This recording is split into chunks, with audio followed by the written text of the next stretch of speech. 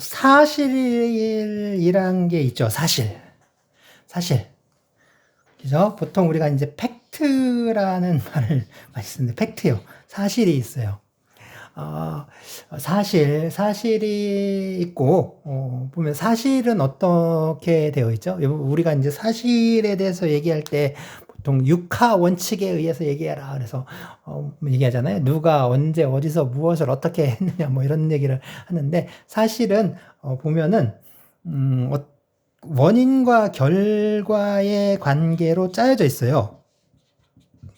그죠? 어떤 원인에 의해서 결과가 발생하는 그런 구조로 되어 있습니다. 그래서 사실을 다른 말로 하면 인과적 구조라고 보통 얘기를 하거든요. 인과적 구조. 그러니까 원인과 결과의 관계로 되어 있는 거죠. 인과적 관계. 그래서 여기에 지배하는, 그러니까 인과관계를 지배하는 룰에 의해서 지배를 받게 되는 거죠. 그죠? 그래서 예를 들어서 이제 개똥이가 있어요. 개똥이가 있으면 옆에서 머리를 콱 쥐어박으면 개똥이 머리가 아프죠. 그래서 때리면 아픈 그런 이제 법칙. 그러니까 어떤 인과 법칙에 의해서 지배를 받는 거라고 해요. 그래서 이러한 거를 이제 존재의 법칙, 보통 이제 자인의 법칙이라고 얘기를 하거든요. 자인의 법칙. 그래서 이게 이제 사실의 체계는 이렇게 이제 자인 법칙에 의해서 지배를 받는 거라고 하면, 사실과 조금 다른 건데, 그건 뭐냐면 당위라고 해요. 건데 이제 규범적 구조라고 보통 얘기를 하는데, 사실이 무엇이다, 무엇하다라는 거라면, 이 당위는, 그죠? 맞당당자에, 그죠? 할 위자를 이렇게 써서 당위, 4개, 점 4개, 당위라고 하는데, 이거는 무엇 해야 한다라고 되어 있어요. 해야 한다. 무엇 하면 무엇 하다. 이렇게 되어 있어. 근데 이것도 사실 보면은, 원인과 결과의 관계와 아주 좀 유사한 형식으로 되어 있는데, 그렇죠?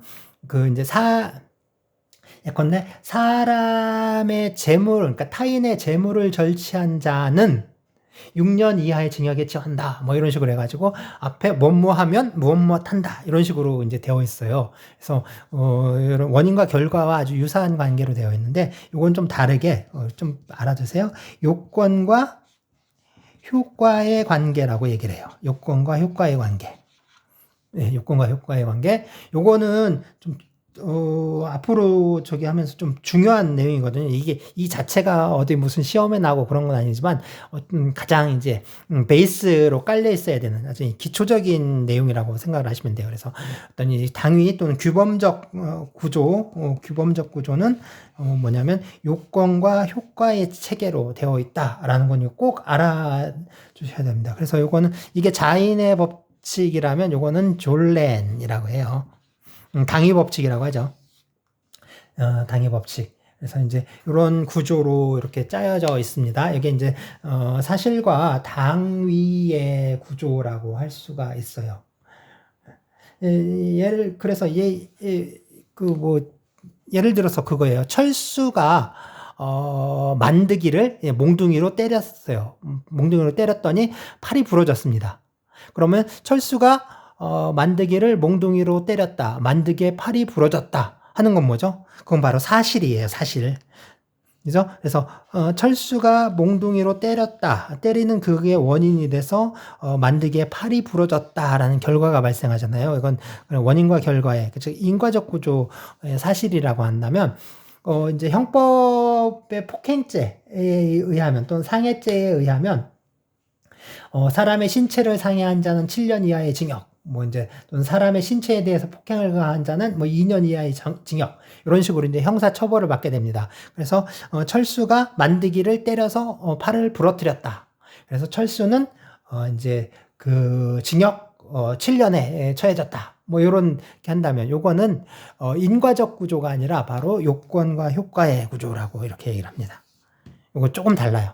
이제 앞으로 이런 얘기들에 대해서 계속 하는 건데, 이건 그래서 사실과 당위의 구조가 이렇게 차이가 있다라는 건 기본적으로 알아두고 이제 시작을 합시다. 자, 이제 법이 어떻게 적용되느냐라는 건데요. 이제 법이 어떻게 적용되느냐. 그래서 법 적용의 문제입니다. 그죠? 민법도 법이니까 민법을 적용하기 위해서 어떻게 해야 되는지 법 적용의 문제예요. 자, 법 적용의 문제는 보통 3단 논법의 구조를 취한다라는 얘기를 많이 하거든요. 3단 논법의 구조를 얘기를 많이 해요. 3단 논법은 뭐 얘기를 안 해도 다들 아실 것 같아요. 그래서 뭐 대전제가 있고, 그죠? 소전제가 있고, 거기에 대해서 결론이 내리는. 그래서 사람은 모두 죽는다. 꼴까닥. 사람은 모두 죽는다. 그래서 소크라테스는 사람이다. 그러므로 결론은 뭐야? 소크라테스는 죽었다. 죽는다. 뭐 요런 게 이제 3단 논법인데요. 이게 이제 연역 논증이라고 보통 하죠. 연역 논증과 이제 귀납 논증이 있는데, 어쨌든 뭐 연역이든 귀납이든, 자, 요거를 이제 3단 논법이라고 하는데, 적용의 구조, 법을 적용하는 그 구조는 이런 3단 논법의 구조에 따라 이루어진다라고 설명을 합니다. 그러면 이게 이제 그 법을 적용하기 위해서는 제일 중요한 건 먼저 사실이 무언지를 파악해야 돼요. 사실을 확정하는 게 제일 중요해요. 그래서 철수가 만드기를 몽둥이로 때렸는지 안 때렸는지 모르면 안 되죠. 확실하게 때렸다. 그래서 그러니까 만드기에 팔이 부러졌다라는 그게 이제 확실하게 정해져야 돼요. 그러니까 그 이제 사실 관계를 정하는 거, 확정하는 거를 이제 그 사실의 확정이라고 하고요. 사실의 확정하는 단계이고, 이 사실을 확정하는 단계를 거쳐서 그 다음에 그럼 여기에 어떤 법을 적용해야 되나요? 법을 적용해야 되겠죠. 그래서 그 적용해야 되는 법을 찾는 거, 그거를 법 발견이라고 합니다. 법 발견이라고 해요. 그럼 법을 찾았어요. 법을 찾았는데 이게 그 대부분의 법 조문을 읽어보면은 상당히 그 추상적인 언어로 쓰여져 있거든요. 이게 좀 그 자체로 좀 그래요. 그러니까 그거를 이제 구체적인 사실관계에 적용을 하기 위해서는 좀 내용을 좀 명확하게 할 필요가 있습니다. 그래서 그 법 조문의 내용을 명확하게 하는 거, 그 작업을 우리가 이제 법 해석이라고 해요. 그래서 법 발견과 법 해석의 단계를 거쳐서 마지막으로 법을 적용하게 됩니다. 그래서 법을 적용하는 단계는 이것처럼 사실을 확정하고 법을 발견하고 법을 해석하는, 그리고 법을 적용하는 단계라고 할 수가 있어요. 그리고 특히 이제 우리가 이 법을 발견하는 문제가 뭐냐, 이게 바로 뒤에서 보게 되는데요. 이게 바로 법원의 문제입니다. 법원의 문제. 법을 발견하는 법원의 문제라고 할 수 있어요. 이 법원의 문제는 다시 보기로 하고요. 우리 이제 사실을 확정하고 이제 법을 해석하고 법을 적용하는 문제, 이런 것들에 대해서 이제 살펴보도록 하겠습니다. 자, 먼저 그러면 사실을 확정하는 게 제일 중요한데, 사실을 어떻게 확정할 것이냐, 사실을 확정하는 방법이 뭐가 있냐, 그러니까 무슨 일이 있었는지가 명확해야 되잖아요. 그래서 사실을 이제 확정하는 방법이 이제 제일 먼저 중요합니다. 사실을 확정하는 방법. 사실을 확정하는 방법은요, 3가지가 있어요. 그래서 첫 번째가 증명이에요. 증명. 그다음 2번째가 추정입니다. 추정한다 하는 거. 3번째가 간주예요. 간주. 그래서 사실을 확정하는 방법에는 증명, 추정, 간주의 3가지 방법이 있습니다. 3가지 방법이 있어요. 그러면 이제 증명은 보통 이제 우리 이제 증명 이제 한자로, 이게 약자로 이렇게 쓰거든요. 증자가 그러니까 이런, 원래는 이런 증자인데 보통 이렇게 이제 약자로 많이 써요. 그래서 이렇게 증명 이렇게 얘기를 하는데 통상 이제 우리 그 증명이라는 말보다 요새 보면은 네. 입증이란 말을 상당히 또 많이 씁니다. 입증이라는 말을 더 많이 쓰는데, 사실 이 입증이라는 거는 일본식 법률 용어, 일본의 법률 용어이다라고 이렇게 얘기를 하거든요. 그러니까 요 앞에 설립자를 쓰는 것들이 조금 상당히 이제 일본 말에서 왔어요. 그래서 입증도 그렇고 이거 타치바라고 해요. 타치바. 스탠드 포인트죠. 스탠드 포인트. 또는 이제 뷰 포인트.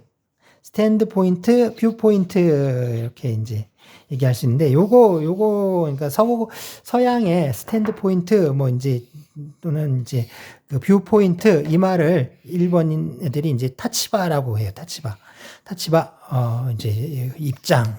이게 사실은 많이 쓰는데 당신 입장이 뭐야 이런 많이 쓰잖아요. 그러니까 사실은 일본어고 우리말은 의견, 견해, 태도 이런 거예요. 당신의 견해라든가 태도 뭐 이렇게 이제 쓸 수가 있습니다. 그리고 입증도 이제 우리가 1998년인가 1999년인가 그때 이제 우리 민사소송법을 아주 완전히 새롭게 이제 거의 이제 전면 개정을 한 적이 있거든요. 그러니까 완전히 민사소송법을 새로 만든 적이 있어요. 새로 만들었는데 그때 입증이란 용어를 안 쓰고 증명이란 용어로 다 바꿔요. 그러니까 이 말은 뭐냐면 이제 증명이라는 법률 용어를 사용을 하자라는 공식적인 약속인데 이상한 게 민사소송법이 이렇게 바뀌고 나니까 오히려 이 말을 더 많이 써. 응? 증명이란 용어를 쓰자라고 법을 바꿔놓고 이걸 더 많이 쓰는 이 이상한 일이 지금 발생을 하고 있는데 그래요. 사실 이제 입증이란 용어를 우리가 이제 증명이란 용어로 고치고 안 쓰기로 했으면 이건 더 이상 쓰지 말고 이제 증명이란 용어를 계속 써야 합니다. 그런데도 이제 안 하는 게 좀 뭐랄까 좀 희한하죠. 내가 볼 때는 좀 그래요. 이게 뭐랄까 상당히 좀 위선 어떤 법률가들, 뭐 법학자들, 이 사람들의 어떤 지식인들이라고 하는 사람들이 지닌 어떤 그런 위선적인 측면이 바로 여기서 나오지 않나. 자기가 하기로 했으면 그걸 따라야 되는데 자기는 지키지도 않고 그러면서 이상한 거죠. 어쨌든 우리는 이제 하기로 했으니까 증명이란 용어를 사용하도록 합시다. 증명. 그럼 증명이 뭐냐? 여기 객관적인 증거를 통해서 사실을 밝히는 거예요. 그러니까 사실이 있었다. 사실의 존재, 그리고 사실이 어떤 사실이다. 뭐 그런 사실의 내용 이런 것들을 증거를 통해서 밝히는 거야. 증거를 통해서. 자, 그래서 우리가 철수가 교실에 있다라는 사실. 철수는 교실에 있다라는 사실을 어떻게 증명하면 될까요? 철수는 교실에 있어. 철수는 강의실에 있어. 이걸 어떻게 증명을 할까?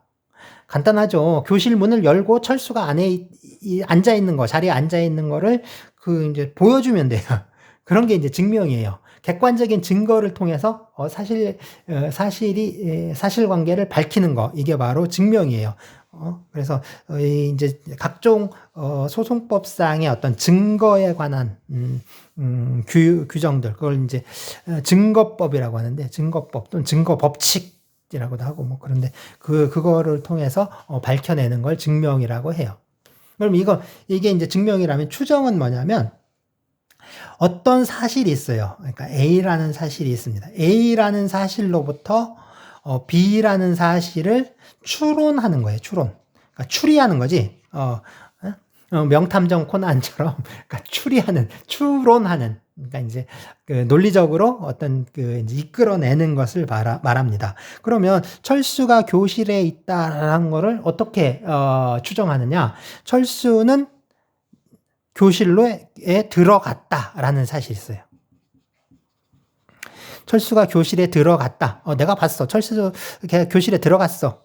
그리고 안 나왔어. 나오는 걸 못 봤어.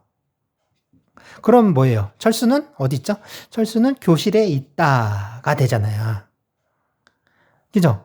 철수는 교실에 있을 수밖에 없지. 교실에 들어가서 안 나오고 있으면 교실에 있는 거야. 그러니까 이게 이제 이런 걸 추정이라고 해요. 증명을 한 건 아니죠. 철수가 이 교실에 있는지 없는지 증명을 한 건 아니에요. 그렇지만 철수는 교실에 있다라는 것이 추론이 되잖아요. 그죠? 그래서 이런 것들이 추정입니다. 추정. 근데 이 추정은 반대되는 증거, 그걸 반증이라고 해요. 반대되는 증거, 반증이 있으면, 이 반증이 있으면 추정은 깨져요. 그래서 반증이 뭐냐? 지금 철수가 운동장에서 공 차고 있네? 어떻게 나간지 모르겠어. 근데 철수란 그 저놈의 새끼 저 운동장에서 지금 공 차고 놀고 있어. 그러면 철수는 지금 교실에 있다라는 게 추정되지 않잖아요. 또 하나는 철수가 그 창문 열고 도망가는 거 봤어. 철수는 창문 열고 도망을 갔어요. 그러면 철수는 교실에 있는 게 아니죠. 그래서 교실에 있다라는 추정이 깨져버리는 거야. 그러면 이제 추정은 깨져요. 그래서 추정은 논리적으로 이제 추론을 하는 건데, 다른 사실로부터 논리적으로 추론을 하는 건데, 이게 이제 반증에 의해서 번복이 될 수 있습니다. 추정이 깨지는 걸 번복된다. 반증에 의해서 이제 번복이 될 수 있어요. 추정. 근데 이제 간주는 뭐냐? 간주는 또 의제라고도 해요. 같은 말이야, 의제. 이거는 철수가 어디 있는지 중요하지 않아. 우리는 그런 거 필요 없어. 철수가 실제로 있는지 없는지, 그런 사람이 있는지 없는지도 몰라. 우리는 그런 거 중요하지 않아. 난 그런 거 신경 안 써. 그냥 철수는 교실 안에 있다라고 치는 거야. 우리 이제 철수는 교실 안에 있어요. 그렇다고 치는 거야. 그러고 얘기를 시작하는 거야. 그럼 철수는 어디 있죠? 철수는 교실에 있잖아. 우리가 철수는 교실에 있다라고 치기로 했으니까 철수는 교실에 있는 거지. 그래서 철수는 교실에 있어요. 철수는 교실에 있어요. 중요한 건 철수가 교실 밖에 있든 안에 있든 어디 있든 철수라는 사람이 있든 없든 이런 건 중요하지 않아요. 그냥 우리는 철수가 교실에 있다라는 것을 이미 딱 정해놓고 시작을 한 거야. 그게 바로 간주고 의제예요. 간주고 의제. 법에 의해서 특정한 사실을 미리 있다라고 그냥 정해놓고 시작하는 거예요. 그래서 법적인 효력을 거기다 딱 줘버리는 거예요. 철수는 교실에 있다라고 그런 효력을 딱 여기다가 부여해놓고 법이 이런 효력을 부여했으니까 실제로 반대되는 증거 있잖아요. 반대되는 증거가 있어도 이거는 깨지질 않아요. 왜냐하면 법이 이미 효력을 부여를 했기 때문에 반증이 있어도 깨지지 않아. 보통 이런 이제 간주나 의제는요, 실제 사실과 다른 경우들이 많아요. 실제 사실과 달라요. 그래도 문제가 되지 않아요. 그러니까 법이 그렇게 정해놓은 거야. 그러니까 예를 들어서 우리가 이제 뭐가 있냐면, 미성년자가 혼인을 하게 되면 성년자로 본다라고 해요. 미성년자는 만 19세가 되지 않은 사람들을 말해요. 만 19세가 되지 않았는데 이 만 19세가 안 되더라도, 그러니까 만 18세부터는 이제 미성년자는 부모의 동의를 얻어서 혼인할 수 있어요. 그러니까 결혼할 수 있는 거야. 혼인 신고하고 그러는 걸 말해요. 그래서 법률혼을 말하는 거예요. 그래서 이 혼인 신고를 딱 하면은 이제 둘이 혼인을 한 거잖아요. 근데 아무리 얘가 미성년자라고 하더라도 혼인을 했으면 더 이상 애 취급할 수는 없잖아요. 그래서 성년자로 보는 거예요. 그거를 성년의제라고 해요. 성년의제. 그럼 이 혼인을 한 미성년자는 성년자처럼 우리가 취급을 하는데, 그렇다고 해서 얘가 만 18세가 갑자기 혼인을 했다고 19세로 바뀌는 건 아니잖아요. 성년이 되는 건 아니에요. 그냥 성년자로 보는 거지 성년이 돼버리는 건 아니야. 또 하나가 뭐냐면 그 이제 엄마 뱃속에 있는 아이들 태아. 엄마 뱃속에 있는 아이들 태아. 태아의 경우에는 엄마 뱃속에 있으니까 아직 뱃속에 있는 거예요. 태어난 게 아니잖아. 근데 그 상속이 문제가 되면 그러니까 이제 상속 순위가 문제가 되잖아요. 그럼 태아는 태어난 걸로 봐요. 그걸 이제 출생의제라고요. 태아의 출생의제. 상속이 문제가 된다. 상속 순위가 문제가 된다. 그럼 태아는 이미 출생한 것으로 봐요. 그러면 출생한 것으로 본다는 거는 이미 출생한 것 같은 효력을 법이 부여했다는 의미지, 얘가 갑자기, 그러니까 엄마 뱃속에 한 5개월 된 애가, 임신 5개월 된 애가 뾰로롱 하고 태어나는 건 아니잖아요. 그러니까 얘는 계속 엄마 뱃속에 있지. 태아인 상태야. 그렇지만 법적으로는 어떤 출생한 것으로 효력을 부여해버리는 거예요. 그게 이제 간주예요, 간주. 그래서 이거는 실제 간주나 의제는 실제 사실과 다른 경우가 많아요. 거의 대부분 실제 사실과 반대되고요. 그 다음에 반증이 있더라도 번복되질 않습니다. 번복되질 않아요. 그래서 보통 이제 추정은 무엇으로 추정한다라고 법조문 추정한다라고 규정이 되어 있으면 그거는 추정이에요. 간주나 의제는 보통 무엇으로 간주한다도 있지만 대부분 본다라고 되어 있어요. 무엇으로 본다. 그래서 무엇으로 본다라고 되어 있으면 이거는 간주구나, 또 의지하는 거구나, 이렇게 이제 이해를 하시면 됩니다. 그리고 이제 요 관련해서 사실과 관련해서 또 문제가 되는 게 뭐 이제 보통 사실 문제, 그 다음에 또 이제 법률 문제, 이런 걸 또 나눠서 얘기를 해요. 법률 문제. 뭐 이제 해서 요 사실 문제냐 법률 문제냐 뭐 이거 상당히 중요하게 전부터 다루어 왔는데 요즘은 뭐 그렇게 큰 의미가 있진 않습니다. 그래서 사실 문제, 법률 문제 이건 뭐 그렇게 큰 문제는 아니고요. 어쨌든 사실 문제와 법률 문제를 좀 구분을 하는 게 어떤 이제 그동안의 어떤 법률가들, 법학자들의 태도입니다. 사실 문제와 법률 문제를 좀 명확하게 구분을 하려고 해 왔어요. 그래서 이거는 뭐 현실적으로 어떤 그 구체적인 문제에서 다뤄야 하는 거지, 추상적으로 사실 문제란 이렇고 법률 문제는 이렇고 이렇게 얘기할 수 있는 건 아닌 것 같아요. 그래서 이렇게 다루게 됩니다. 그 다음에 이제 사실을 확정하면 법을 발견을 하고 그 다음에 법을 해석하게 돼요. 왜냐하면 법 조문이란 건요. 법 조문이란 건 상당히 추상적인 언어로 쓰여져 있습니다.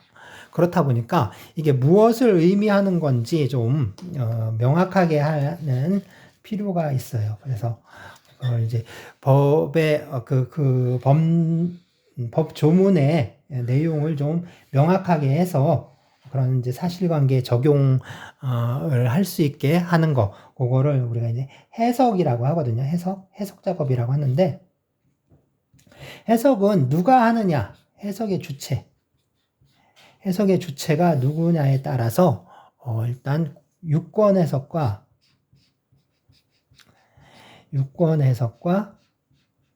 무권 해석으로 나누어요.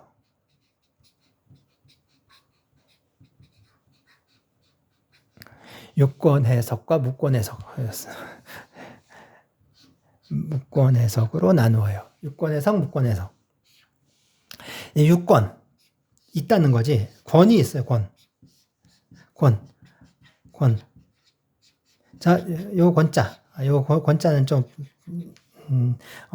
뒤에서 이 권에 대해서 또 다시 설명을 한 시간이 있겠지만 힘을 뜻해요. 힘, 권세, 힘권자야. 힘을 뜻해요. 그래서 유권, 힘이 있는 거예요. 힘이. 그래서 뭐가 있냐? 힘이 있다. 권한이 있다라고 해요. 권한이 있는. 그래서 권한이 있는, 법에 대해서 권한이 있는 내에서 그런 국가기관이겠죠. 그런 데서 권한이 있는 국가기관에서 하는 게 유권 해석이에요. 무권 해석은 당연히 힘이 없는, 그죠? 힘이 없는 사람들이 하는 게 무권 해석이겠죠. 그래서 유권 해석, 무권 해석 이렇게 나눕니다. 그래서 법에 대해서 힘이 있는 건 국가이고 그리고 국가기관이잖아요. 국가기관은 우리가 이제 삼권 분립이라고 해서 셋으로 쪼개놨죠. 입법부, 그죠? 또 행정부, 하나는 또 사법부, 입법, 행정, 사법 이렇게 나눠놨어요. 해석도 역시 입법기관에서 하는 입법 해석. 이제 국회에서 하는 거예요. 이건 국회에서. 국회에서 법을 제정하기 위해서 하는 해석이에요. 그래서 일반 시민들의 생활과는 거의 좀 관련이 없어요. 법을 만들기 위해서 하는 문제이기 때문에 이건 거의 시민 생활과는 관련이 없고 주로 이제 이런 것들이 시민 생활과 직접적인 관련이 있게 됩니다. 그래서 행정부에서 하는 해석이 행정 해석입니다. 행정 해석은 다양하게 많아요. 그래서 행정부에서 하는 행정 해석들 많습니다. 이제 행정법이라든가 그 이제 노동법에서도 이제 노동부에서 하는 해석, 노동위원회에서 하는 해석, 그래서 이제 행정 해석들이 상당히 많이 영향을 미치고 있습니다. 그리고 사법 해석은요, 사법부 결국에는 법원에서 하는 해석이죠. 법원에서 하는 법 해석을 사법 해석이라고 합니다. 그러면 법원에서 사법 해석을 어떻게 하느냐? 결국에 이거는 판결을 통해서 하게 돼요. 판결을 통해서 하게 됩니다. 그러니까 이게 바로 판례예요.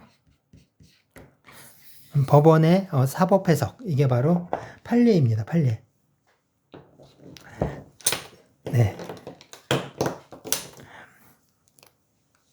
판례를 통해서 하게 된 이게 바로 이제 판결이에요. 이것처럼 입법 해석, 행정 해석, 사법 해석, 보통 유권 해석은 이렇게 이제 나눌 수가 있고요.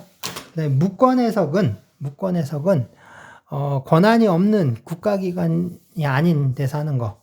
근데 그럼 그 아까 얘기한 국가기관이 아닌 데서 하는 해석은 다 무권 해석이잖아요. 근데 법 해석이 해석으로서의 의미를 갖기 위해서는 적어도 법에 대한 권한은 없어도 전문가들이 하는 어떤 일종의 전문가라고 할 수 있는 사람들이 해야지 어떤 의미가 있겠죠. 그러니까 결국에 이건 누가 하는 거냐면 학자들이 하는 해석이거든요.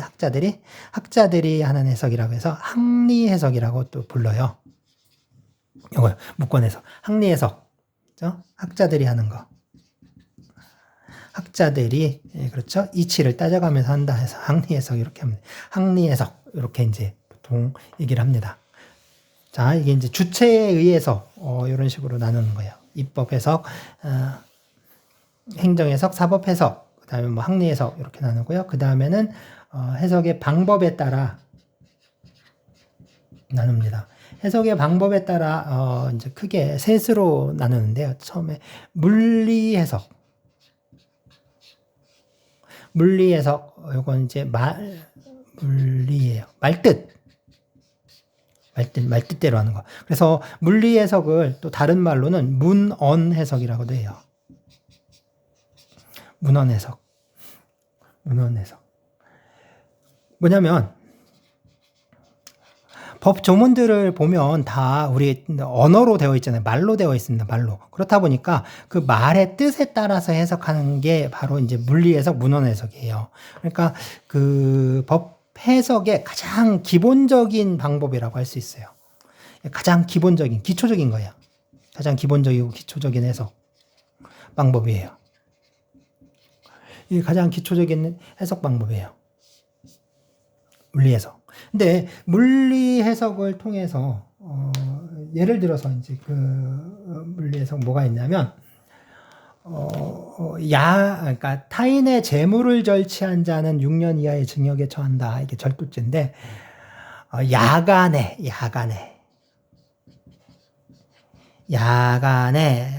사람의 주거 간수하는 어쩌면 하면은 이게 이제 그냥 절도죄가 6년 이하의 징역인데 이거는 10년 이하의 징역이에요. 그래서 야간에 도둑질을 하면은 더 무겁게 6년에서 10년으로 늘어나니까 이게 더 무겁게 처벌을 하는 거예요. 그럼 야간은 언제냐?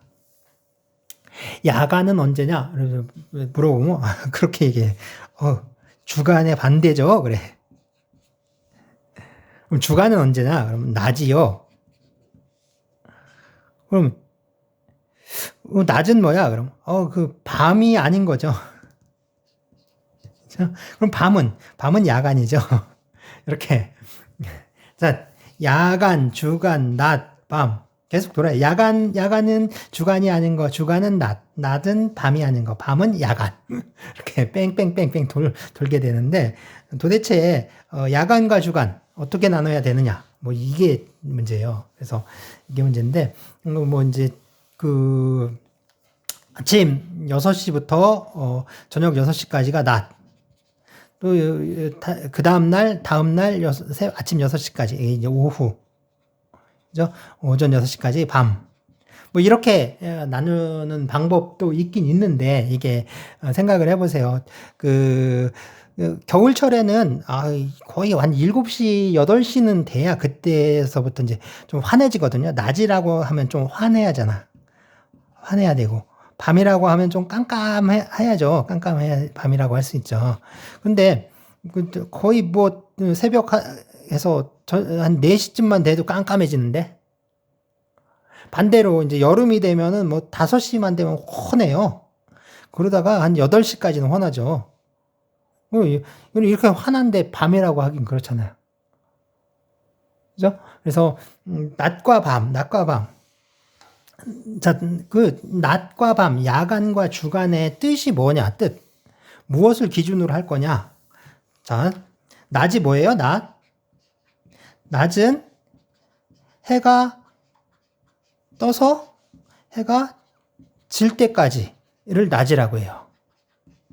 자, 이제 국어사전 찾아보면 이런 식으로 되어 있을 거예요. 그럼 밤은 언제예요? 밤은 해가 져서 다음날 해가 뜰 때까지예요. 그럼 이게 주간이야. 이건 야간이야. 그죠? 야간과 주간 간단하잖아요.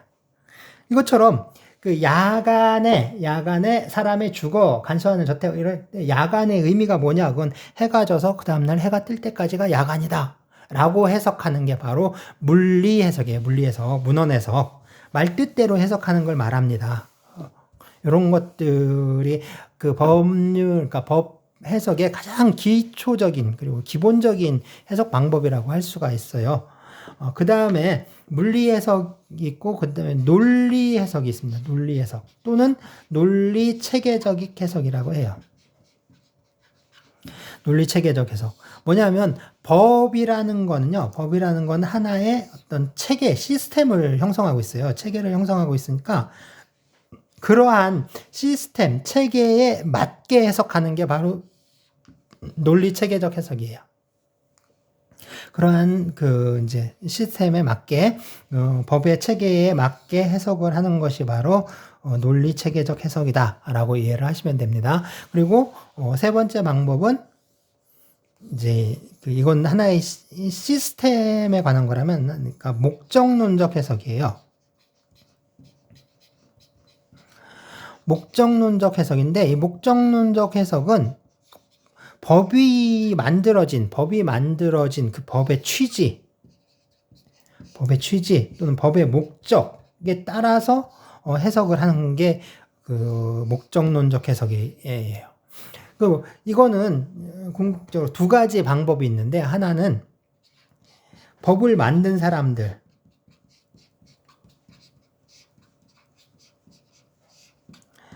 그러니까 입법을 한 사람, 입법자, 법을 만든 사람들이 어떤 의도로 만들었느냐, 법을 만든 사람들의 의도가 무엇이었는지에 따라서 이제 해석을 하는 방법이 있어요. 그걸 이제 입법자 의사회라고 해요. 그런데 이게 법을 왜 만들었는지 알 수가 없어. 국회의원들이 만들잖아요. 국회의원들이 왜 만들었는지 모르겠어요. 자료를 안 남겨놨어요. 옛날 그 자료들을 옛날 법률들 보면 왜 이런 법을 만들었을까, 이런 규정을 왜 뒀을까라는 게 좀 명확하지 않은 저기들이 많아요. 자료들이 좀 안 남아 있어서. 옛날 거. 또 그런 경우도 있고, 또 다른 경우로는 그때는 그게 이해가 갔는데, 그런 법을 만드는 게 이해가 갔는데, 지금 시대에는 그게 상당히 좀 뒤떨어진, 여러분들이 보통 많이 쓰는 말로 구리다라고 하잖아요. 좀 그런 거야. 그래서 입법자가 그런 태도를 보였다는 게 지금으로서는 좀 받아들이기 힘든 그런 경우가 있을 수 있죠. 그런 경우에는 그렇다면 이 법이 지금은 어떤 의미로 이해가 를 우리가 해야 되느냐, 에 따라서 해석하는 거, 그거를 법률의사라고 해요. 법률의사. 그래서 이 목적론적 해석은 결국에 이것처럼 입법자 의사에 기초해서 해석을 하는 방법과 법률 의사에 의해서 해석을 하는 방법, 이렇게 이제 두 가지 방법으로 나눌 수가 있습니다. 자, 그리고 이제 세 번째는요, 이게 이제 보시면은 법을 해석하는 방법이 이처럼 해석하는 방법이 해석의 주체에 따라, 그죠? 해석의 방법에 따라, 그리고 마지막으로 해석의 기술에 따라 이렇게 나누는 거예요. 해석 일종의 테크닉이죠. 테크닉, 스킬에 관한 건데 제일 먼저 할 수 있는 게 이제 확장 해석이 있어요. 늘리는 거죠. 확장 해석. 요 확장 해석과 조금 반대되는 게 이제 축소 해석인 거예요. 축소 해석. 축소 해석. 그래서 이게 이제 규정이 범위예요. 규정의 어떤 언어적 범위, 규정의 틀이에요, 틀. 이거를 좀 더 늘리는 거. 요게 이제 확장 해석이에요, 확장 해석. 확장 해석. 이게 이제 범위를 넓혀서 해석을 하는 거지, 이런 식으로. 그래서 확장 해석. 그리고 이걸 범위를 오히려 좁혀서 해석을 하는 거, 좀 좁게 해석을 하는 거, 요거를 축소 해석이라고 해요. 축소 해석. 축소 해석. 자, 우리가 이제 아까 야간이 언제라고 했죠? 해가 져서 다음날 해가 뜰 때까지를 야간이라고 한다고 했잖아요. 몇 시부터 몇 시가 아니라, 몇 시부터 몇 시까지가 아니라 해가 져서 해가 뜰 때까지다라고 이렇게 야간이라고 한다라고 했는데, 근로기준법 제56조에 의하면, 야간에 노동을 하면, 야간에 일을 시키면, 임금의 50%를 더 지급하라라고 규정을 하고 있어요. 야간에. 그럼 이때 야간은 언제냐? 야간은 해가 져서 해가 뜰 때까지냐? 그게 아니고요. 이때 야간은 그 밤 10시부터 그 다음날 6시까지를 야간이라고 해요. 아예 이거를 법률에 이렇게 규정을 해버렸어요. 야간은 오후 10시부터 다음날 오전 6시까지 일하는 걸 야간 노동이라고 한다라고 이렇게 정해놨어. 그러면 이거는 그 어떤 야간이라는 의미를 확장한 걸까요? 축소한 걸까요? 보통은 야간이라고 하면은 그 10시부터 6시보다는 좀 길잖아요. 해가 더 일찍 지고 그렇죠. 그러니까 약간 이런 것들이 바로 의미를 좀 축소하는 해석에 해당한다. 이건 입법적으로 해버린 거예요. 입법적으로 이런 식으로 만든 거지. 그러니까 이제 그런 해석이다라고 할 수가 있습니다. 그래서 확장 해석, 축소 해석 이런 것들이 있고요. 또 하나는 이제 예를 들어서 우리 이제 민법 특강을 듣는 학생들을 위해 많은데, 제가 이제, 그러니까 여학생들은 짜장면을 사주겠어요. 네, 여학생들은 내가 짜장면을 사주겠어요. 그래서 내일 오후 6시까지 우리 동해로 앞에 모여주세요.